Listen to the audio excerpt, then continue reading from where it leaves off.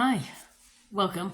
It's time for a town hall and campaign update with me, Susan Maud Buchser-Lochocki, and I am a candidate for president from the 2024 presidential election here in the USA. Welcome. So we are now in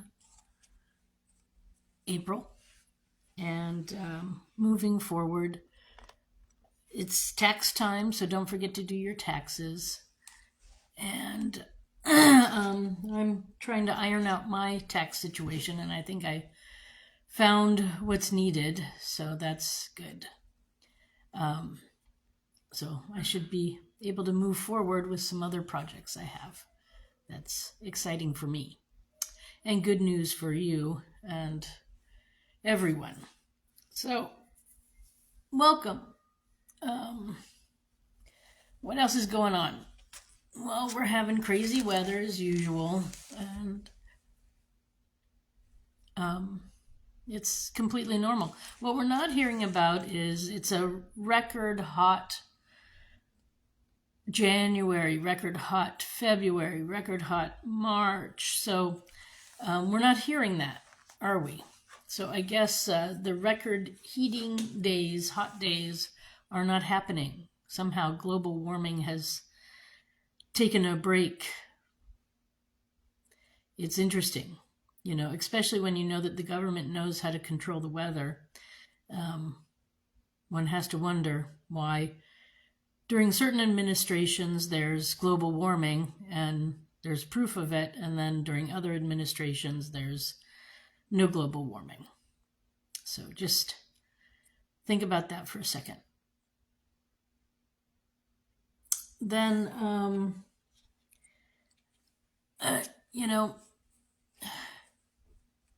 as far as my campaign goes, it's going good. I still have the lawsuit pending with the Supreme Court. I still have opportunities to sue if I want to do that. And I'm having effects on what Trump and his administration is doing. So people are listening to me, whether I'm in office or not. So this is good. And that's why I say I'm a stateswoman. Certainly at this time, I'm a stateswoman. I don't like the term politician. It puts me in the category with, the Democrats and Republicans, and I don't think either party is clean, so I don't really want to be put in that category. So I consider myself a stateswoman. And I'm happy that Trump is doing a lot of the things he's doing. I think it's really good and working well. Okay, let me bring Edward. Let's see. It's a town hall. Let's see if he has anything to add. Edward, are you going to join me online? On Facebook? Do you have any questions? No? Okay. Well, I'll continue. Anyways, welcome. So, I got in it for, so I started campaigning because I thought it was the best way to bring peace between the nations and the people of the world. But I've discovered a lot of the problem is actually not necessarily always between countries, but between how men like to control women, especially with different religions. And, maybe I need to move the focus less on peace between countries and more on peace between different religions and the non-religious, and peace. I mean, that is my focus, actually, between the religious and the non-religious. I just thought it would be quicker achieved if I was president of the United States. So that's what got me into running for president in the first place. Then when I got there, I realized all this fraud and manipulation and illegal activities and yeah, just a lot of the problems of our world. And so what what's going on now is I've got a blend of things going on. There's sort of me, citizen Susan, trying to fight the injustice of my vote not being counted in the United States. Then there's me, Susan, Buchser-Lochocki, the presidential candidate. And then there's, trying to bring peace between all people and move our country forward in a good way, because we've lost our niche, we've lost our status, and yeah, we have so much potential, and we're just not living up to it. And this is what I discovered running for office in 2020 and again in 24, and then also for Congress in 2022. So, I don't like it when there's potential and it's being wasted or pushed in the wrong direction, and we have people taking advantage of us, and this is not acceptable. So a lot of the things that Trump is doing, I approve of, because it's getting rid of the people who were other countries who were taking advantage of us. It's unacceptable. So Edward asked, yeah, I'm doing good. I hope you guys are good. Say hi to your dad for me. Then what else? Just getting involved in politics, I started slowly to realize that, there's a lot of corruption in our election system. And that's what my lawsuit is about. Thank you. And so I have that lawsuit pending, and there will be others if it doesn't go through. So it's not over yet. But basically, it's the first part of my platform is election reform. And in fact, when I started realizing the depth of our problem back in 22, the reform already was beginning.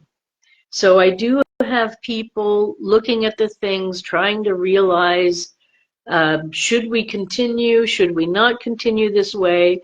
And I think that a lot of people have decided there should be changes.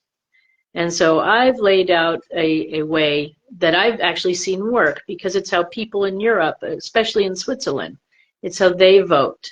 And, it's just logically a better way. There's no manipulation. It's the true wish of the people. And this is why we have so many angry people in the US right now, is because their voices haven't been heard for decades. And this is unacceptable in a country where our Constitution begins with "we the people." So we are needing election reform, and it is happening right now. It's happening slowly. If the Supreme Court would act on my lawsuit, it could happen quickly, and we could be voting, within the next couple of months, and start really moving forward. So anyway. That's the first part. And then, as you know, I want to pay mothers to stay home and raise their kids. Because, we've seen now for 40 years what happens when you take mothers out of the home, and it's not acceptable. It's not what the USA was really all about. And it's not what I want for the future. And I don't think you want it for the future either. So it needs, my Mother's Pay platform needs to go forward too. We need to organize a Mother's League or a Women's League and start organizing this. The other thing that I noticed too is, I just watched a video of a 106-year-old woman who was traveling down to see her children in Florida twice a year. And the airlines were giving her a hard time because they couldn't believe that she was so in shape and doing lots of things at 106. And so she was always being harassed whenever she would fly and stuff like this. And this is unacceptable. But the other part of that is, you know, our people have the ability to live long. Now, we have a lot of people who are not living longer because they're abusing their bodies. And we have a lot of people who are not living longer because the food that's being produced in the USA is garbage. That's why we have a health food section in most grocery stores, because the food that's actually being offered is not healthy. So you have to go to a special section to get the good stuff.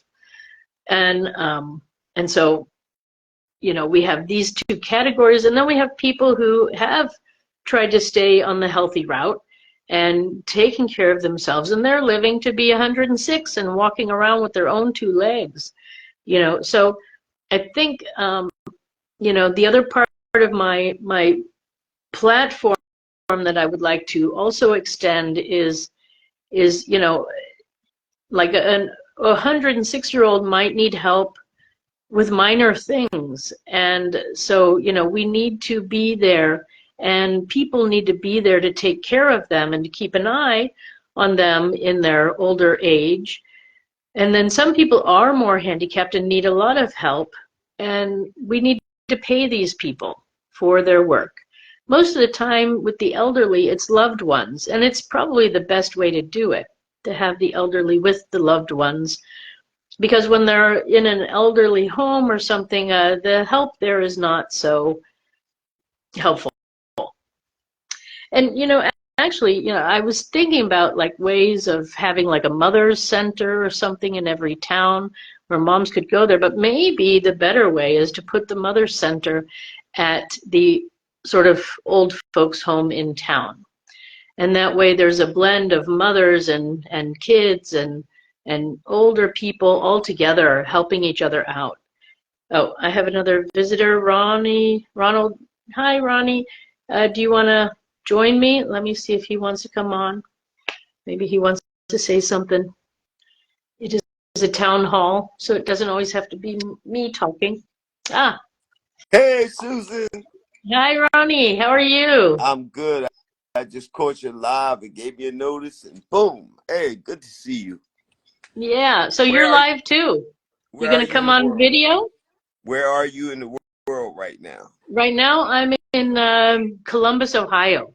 Okay, all right. My grandson is on the way from Cincinnati. He's going to stay with us for the summer. Very so we got good. to pick him up. Got to pick him up tonight at 9 o'clock. He's coming on the train. Good. So 18 hours. That's a long train ride. Susan, I didn't catch your commentary. What are you talking about this morning? Well, I'm talking about my campaign, so I'm giving an update.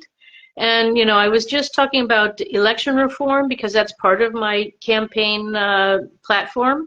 That was number one, because you can't have a country if you have illegal people running it. And then I was moving on to my second platform piece, which is to pay mothers, to set up a women's league. And then I was talking about elderly care and how loved ones give care to their elderly parents or uncles and aunts. And these people are not usually getting paid for their work, and they should be getting paid for it. What do you think?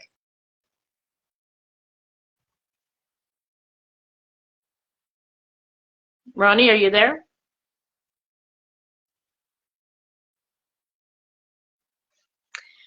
Okay, well, I seem to have lost him. But anyway, yeah, so this is the other part of my my next steps in the platform. And bringing peace, you know, our country was intended to be a religious-free country because England, who we were originating from, knew that religion was a problem between the countries in Europe and in Africa. Are you back with me now? Yes, I can hear you now. What happened was I had a lot of apps open and then I kept getting spam calls. So it knocked down my volume. It knocked down, I couldn't hear you. Okay. So you were talking about your campaign. I missed that part. The update on your campaign. Okay. Well, I've moved on now. What I'm now talking about is uh, bringing peace between the religions. It's what got me involved in politics in the first place, Okay. and it's a big problem. And I was explaining that our country was based on being a non-religious country. Right. But slowly over the generations, we've become more and more a Christian country. And this is not what our founding fathers wanted for us, Mm-hmm. because they came from Europe and they knew that the Europeans and the Africans, the Northern Africa, around Egypt and around the Good Mediterranean morning, area, they knew Sue. that, good Good morning, how are morning. you? How you doing? I'm cooking, making coffee this morning, so I'm not really presentable yet. Uh, Okay. okay. Okay, well, I'm glad Tamar is also there. Yeah. So anyway, the concept is that you know at the founding of our country, really, they wanted freedom of people to believe what they wanted. Plus, we had people from Africa and we had people from Europe here, and they Mm-hmm. had their own religions, and we wanted the people to explore their religions the way they wanted to. But we also didn't want the government to be a religious government, not to impose their religious beliefs on the people. And this is where we've gone wrong. And so we have to separate our religion from our government, but allow the people to believe what they want. Right. And this is also part of my platform.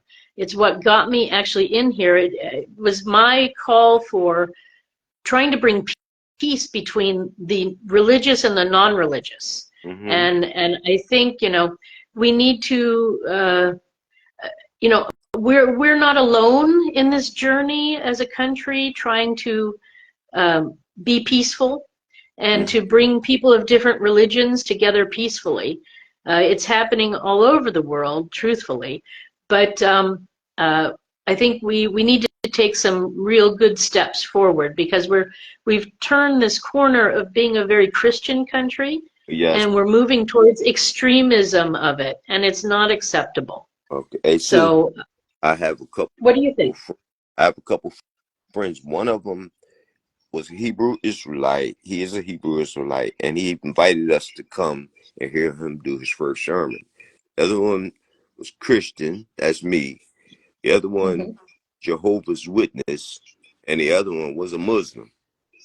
And we all went to hear him do his flagship presentation for the first time as Hebrew Israelite. And we didn't think about each one of us had a different religion until after it was over, and I was the one that thought about that. I said, wait, he's a Hebrew Israelite, you're a Muslim, you Jehovah's Witness, I'm a Christian, but we're friends. We're friends for life. We're four tough buddy friends, good stand-up men, but we all Mm-hmm. have religions, and we all respect each other's religions. And we get along in peace, which is just a microcosm of the world. The world can get along in peace in religions without criticizing the next guy's religion or having any prejudices against somebody because of their religion. And that's how the whole world should be. What you're saying, just exactly what you're saying. Uh, we should be able to function and respect the other person. You know what I mean? And Absolutely. I like your talk, Susan. I really Yeah. do. Because Thank you. you're honest. Everybody knows that you're honest. You're really, really honest, and you mean I well. I want to tell you. I want to tell you what happened last week, but I want to tell you off the air. I got a chance to meet Ben Crump, Martin Luther King III. I want to tell you this off the air, and I want to give you a Okay. copy of my handout. Okay. So Okay. I'm I'll going. call you later then. Okay, Susan. It's good seeing you. It's good talking to you. Yeah, you too. All Okay. right, Bye, love you, Ronnie. my friend. Love you. Bye Take bye. care. Bye.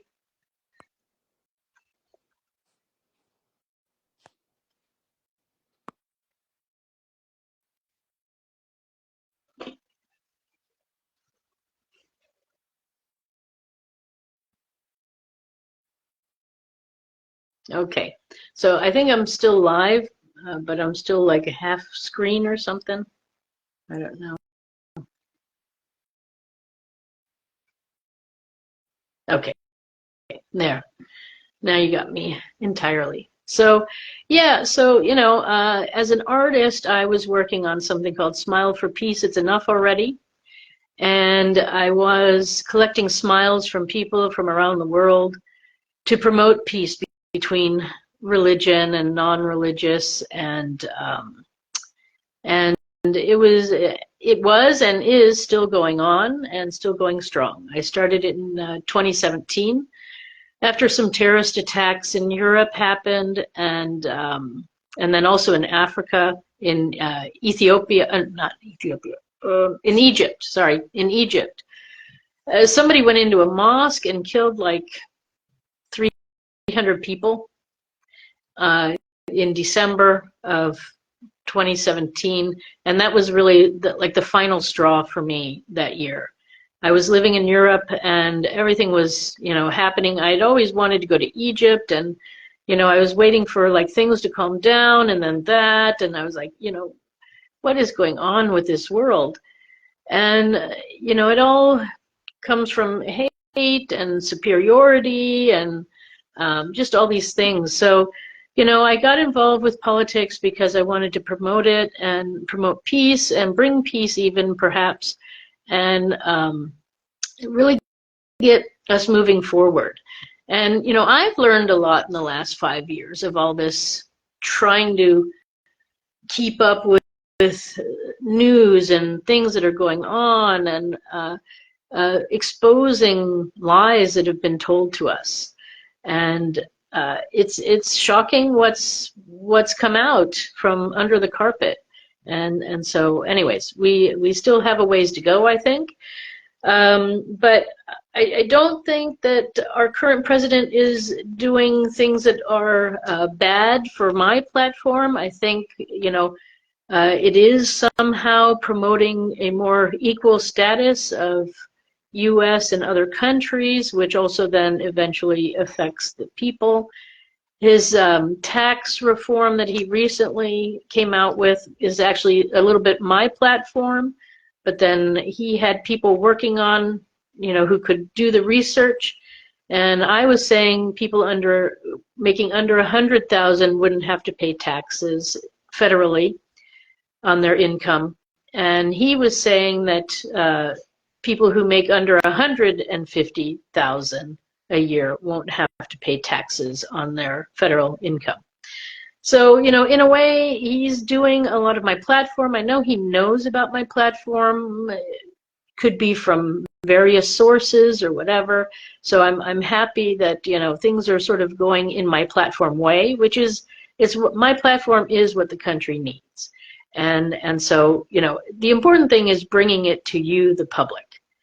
And it doesn't really matter, truthfully, where it comes from. It just needs to be. Because our people are hurting. And we are, as leaders of our countries, we are supposed to be taking care of our people. And in the past, our government was not taking care of our people. I mean, I should say the Democrats and Republicans were not taking care of our people. And so it's time to take care of the U.S. citizen first. And then we can focus on other things. And one of the ways we take care of the U.S. citizen is to bring down the deficit. Because we don't need to pay 2 and 3 times for something when we can pay 1 time for it. And the fact that we're, giving out money to other countries to do experiments and stuff, that's great. I mean, I'm all for science and moving forward, but not at the expense of the public. It's not acceptable. So I am, number one, U.S. citizens are number one, period, in my book. And we need to take care of you. Not in a way that makes you like a child again, but we need good, solid leadership that will take care of you and look out for your best interests. And I'm pretty sure that part of the education reform that might come from Donald Trump or maybe from me, I don't know, will be apprenticeships instead of high school as we know it.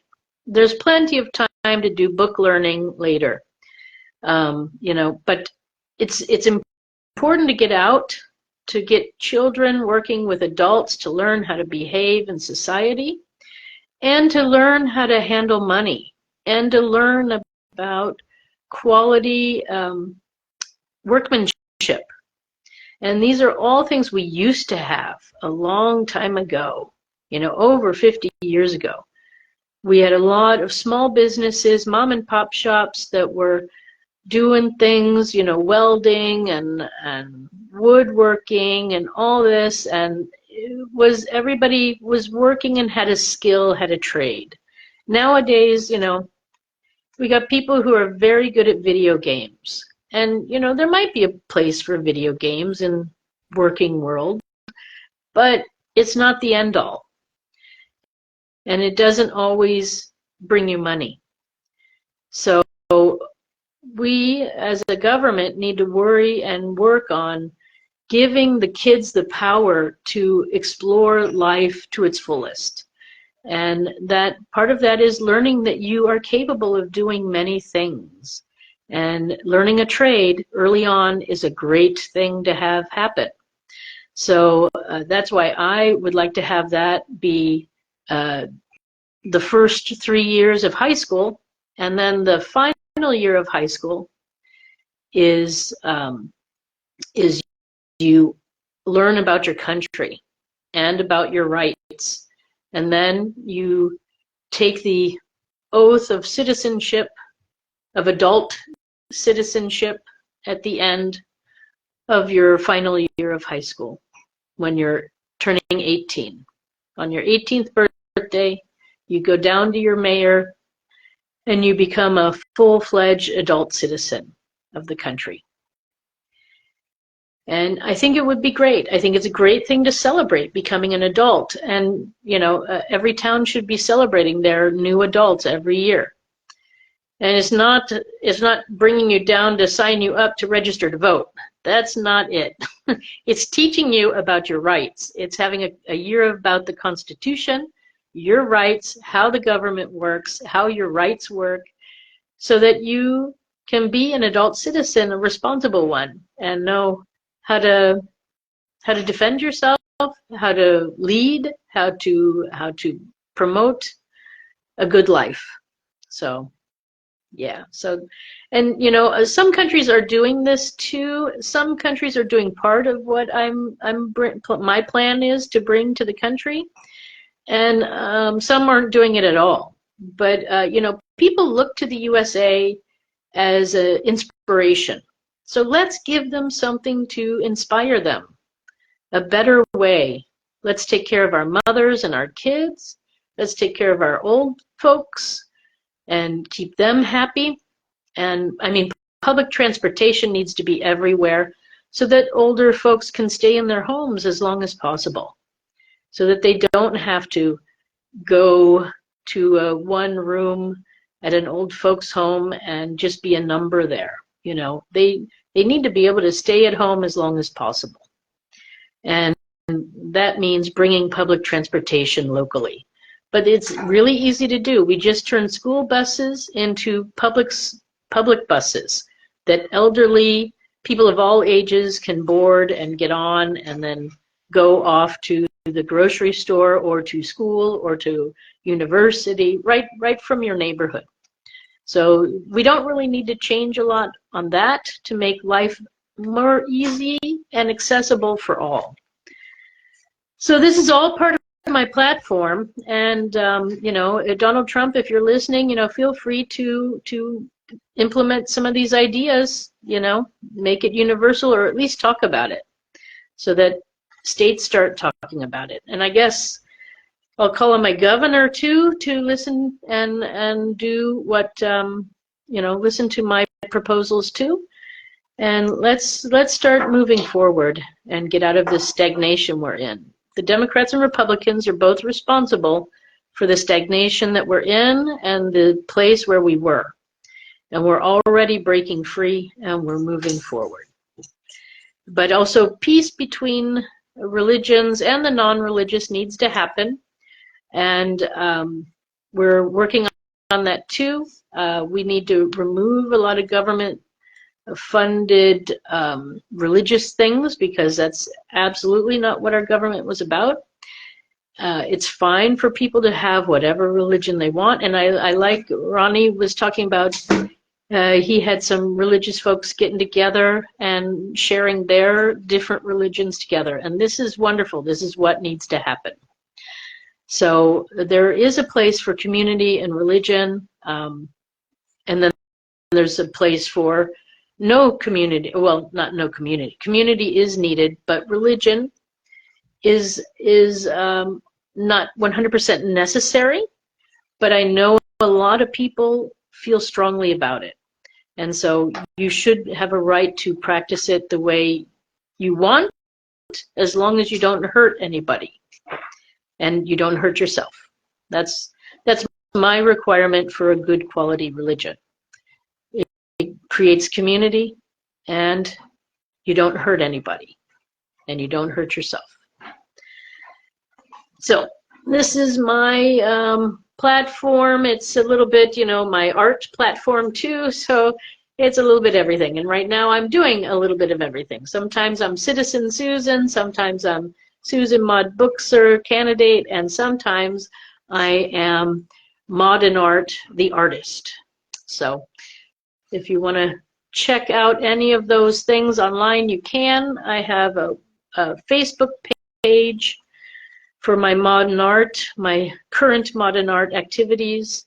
Then, you know, right here, I'm doing it here on Facebook, and then this will eventually be on YouTube. So if you're on my YouTube channel, don't forget to like and subscribe there. I will try to do some live YouTube videos once, or maybe even I move to YouTube for these live events. We'll have to see. But I'm still live on Facebook right now. And it's a town hall, so you're always welcome to join me. And if you want to find out more about my lawsuit and other things that I'm doing and interested in, you can go to my website. Excuse me. That's susan4usa.com. That's Susan, the number 4, USA.com. And that's it for today. So I appreciate people stopping by. It was nice to see you or hear you or read you. And if you have any questions or any comments, feel free to leave them or ask me next time. I'll see you on Sunday at 3:30 p.m. DC time. I don't know where I'll be, somewhere in the USA. And then we can talk again then. So save your questions for that town hall if you want. Anyway, I wish you a nice day wherever you are. Bye for now.